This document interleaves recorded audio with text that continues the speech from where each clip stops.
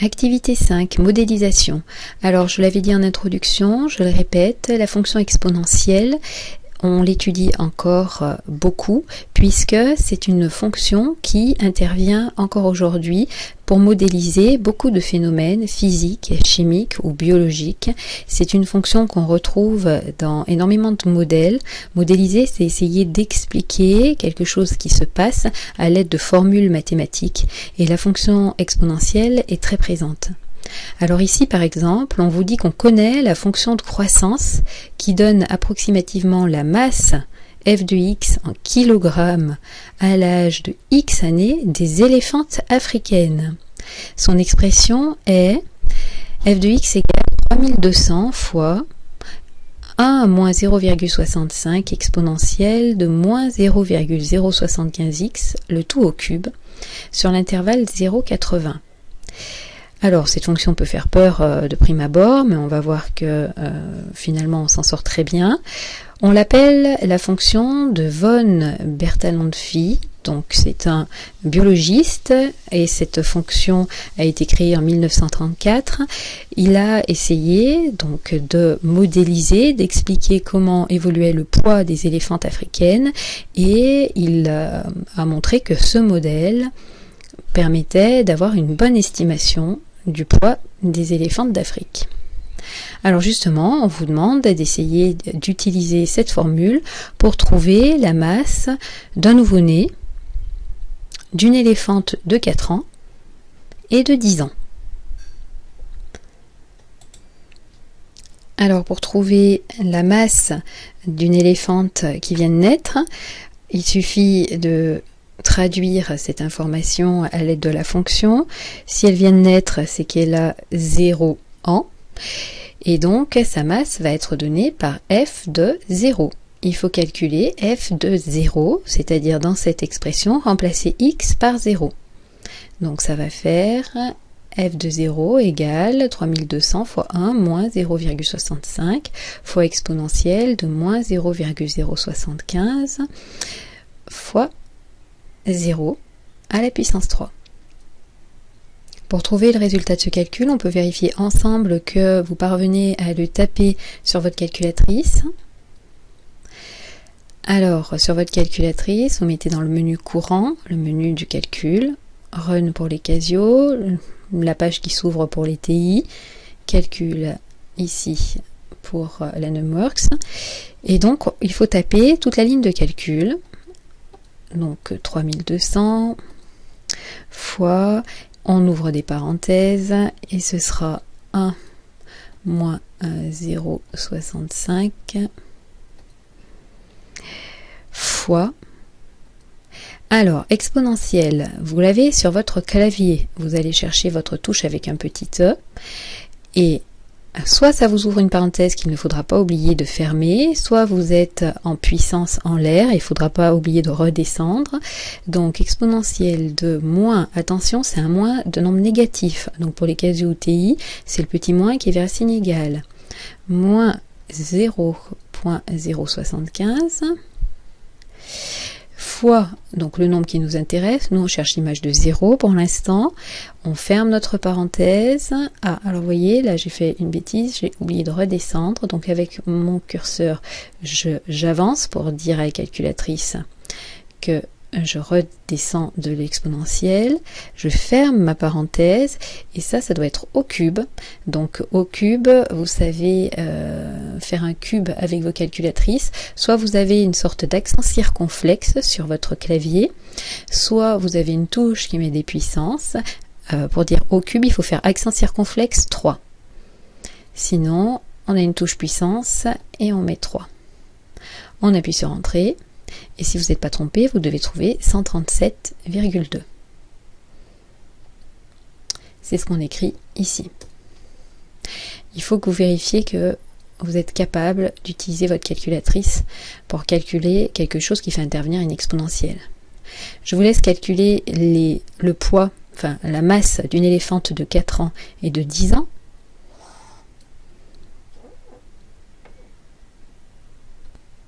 Normalement, vous trouvez 446 et 1064,8 kg, Oui, les éléphantes sont très lourdes. Et c'est pas fini, puisque elles atteignent presque 3 tonnes, enfin un peu plus de 3 tonnes, à l'âge mature. Donc, si on conclut, à la naissance, notre éléphante pèse à peu près 137,2 kg, c'est un beau bébé. Après, elle fait à 4 ans à peu près 446 kg, et à 10 ans, 1065 kg.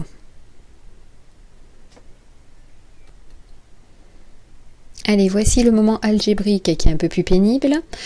On nous demande de trouver le signe de la dérivée de cette fonction qui fait un peu peur et d'en déduire les variations de la masse de nos éléphantes.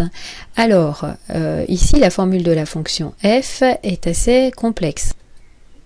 La formule de f, comme ça, c'est pas une formule que vous devez savoir dériver.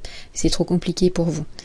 Alors par contre, on peut demander à un ordinateur de nous trouver la dérivée. Et c'est ce qui a été fait. Quand on a une fonction trop compliquée, et même aujourd'hui les mathématiciens, c'est des fonctions un peu plus complexes, mais le procédé est le même, on peut demander à un logiciel de nous calculer la dérivée de la fonction. Donc là, c'est ce qui a été fait. On a donné la fonction à un ordinateur qui nous affiche la dérivée. Alors la dérivée, on peut l'écrire. Donc elle fait un peu peur, hein, mais on va voir que finalement ce qui nous intéresse va être assez facile à obtenir. La dérivée, c'est un produit de 3 morceaux, c'est le nombre 468 fois ce paquet au carré fois cette exponentielle. J'ai recopié simplement la formule donnée par l'ordinateur.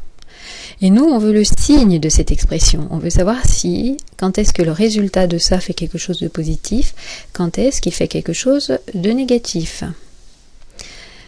Alors, pour étudier le signe d'un produit, il faut regarder le signe de chaque paquet. Et il faut regarder quand est-ce que ça c'est positif, quand est-ce que ça l'est, quand est-ce que ça l'est. Sauf que pour nous, ça va être vite vu. 468, est-ce que ça peut changer de signe? Non, c'est un nombre qui est positif et qui est toujours positif. Pour le premier bout, c'est fait. Pour le deuxième paquet, quand est-ce que c'est positif, quand est-ce que c'est négatif? Oups, j'avais oublié un petit X là. Si vous avez fait la même bêtise que moi, il faut le mettre. Quand est-ce que c'est positif, quand est-ce que c'est négatif? Eh bien, c'est un paquet au carré. C'est un gros truc au carré. Quelque chose au carré, c'est toujours positif. Youpi, on s'embête pas. On écrit que notre paquet, il est toujours positif. Et le dernier morceau, c'est l'exponentielle de quelqu'un. Et de la même façon, exponentielle de quelque chose, on a fait son tableau de signes, la fonction exponentielle, c'est toujours positif. Donc youpi, ce truc est toujours positif, le suivant est toujours positif, le dernier est toujours positif, positif fois positif fois positif, et bien ça va nous faire quelque chose de positif. Donc là, l'étude du signe nous arrange bien, il n'y a pas de complexité, on dit que ça fait quelque chose de toujours positif. Si la dérivée est toujours positive, ça veut dire que les tangentes sont toujours inclinées vers le haut et donc que notre éléphante, elle ne fait que grossir. En fait, on va donc avoir un tableau de variation qui a cette allure-là. On écrit que la dérivée est toujours positive, ce qui correspond à une flèche qui monte pour les variations de la fonction. Alors, le poids à la naissance, on l'a déjà calculé, c'est à peu près 137 kg. Et le poids à 80 ans, alors on étudie la fonction sur 0,80 parce que c'était dit dans l'énoncé, et que c'est effectivement l'espérance de vie d'une éléphante. Elle vit 80 ans. On peut calculer son poids alors en remplaçant x dans la formule de f par 80, ça fait à peu près 3185. Plus de 3 tonnes.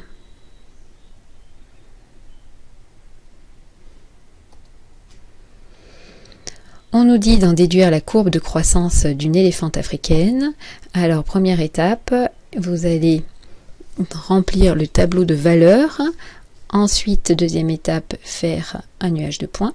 Et troisième étape, vous pourrez relier ce nuage pour obtenir l'allure de la courbe. Alors, pour obtenir un tableau de valeurs, de nouveau, on se rend sur la calculatrice.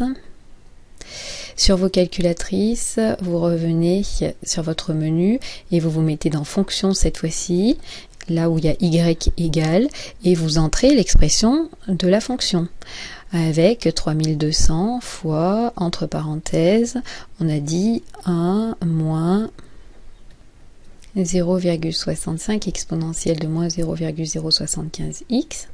On appuie sur Entrée, l'expression de la fonction est entrée, et ensuite vous allez demander un tableau de valeurs.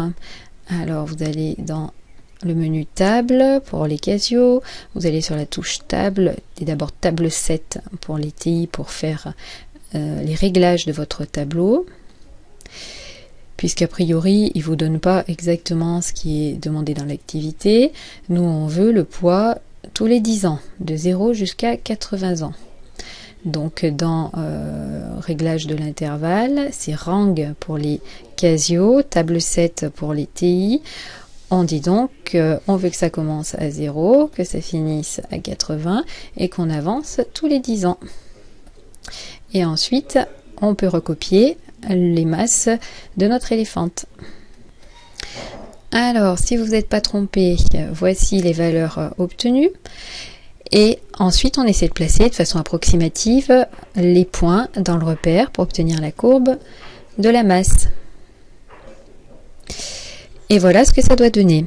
Alors, de nouveau, on a ici quelque chose qui monte et qui va de moins en moins monter, parce qu'on avait une exponentielle de quelque chose de négatif. C'est un comportement exponentiel. On va l'expliquer un petit peu mieux dans la partie leçon.